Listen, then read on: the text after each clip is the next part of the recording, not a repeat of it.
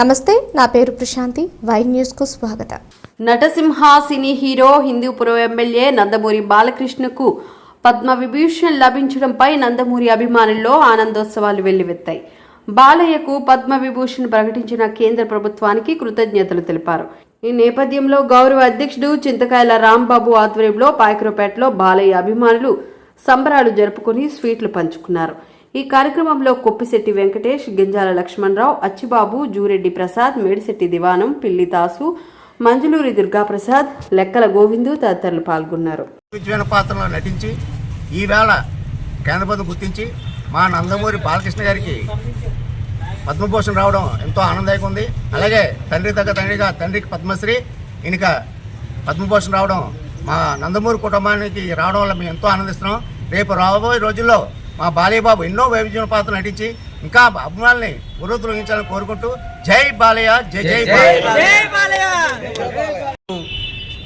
నందమూరి నరసింహం మా అభిమాన కథానాయకుడు నందమూరి బాలకృష్ణ గారికి పద్మభూషణ్ అవార్డు రావడం మా అందరికీ ఎంతో ఆనందదాయకం.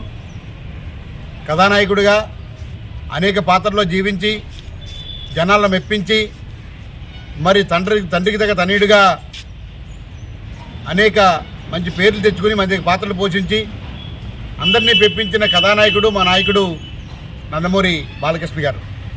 ఒక పక్క సినీ కథానాయకుడిగా, మరొక పక్క రాజకీయ నాయకుడిగా 3 సార్లు ఎమ్మెల్యేగా గెలిచి యాట్రిక్ సాధించిన మహనీయుడు మా నందమూరి బాలకృష్ణ. మరి అలాగే బసవతారకం హాస్పిటల్ చైర్మన్గా ఎంతోమందికి ప్రాణాలు నిలిపిన మహాదాత మా నాయకుడు, మా కథానాయకుడు, మా నాయకుడు నందమూరి బాలకృష్ణ.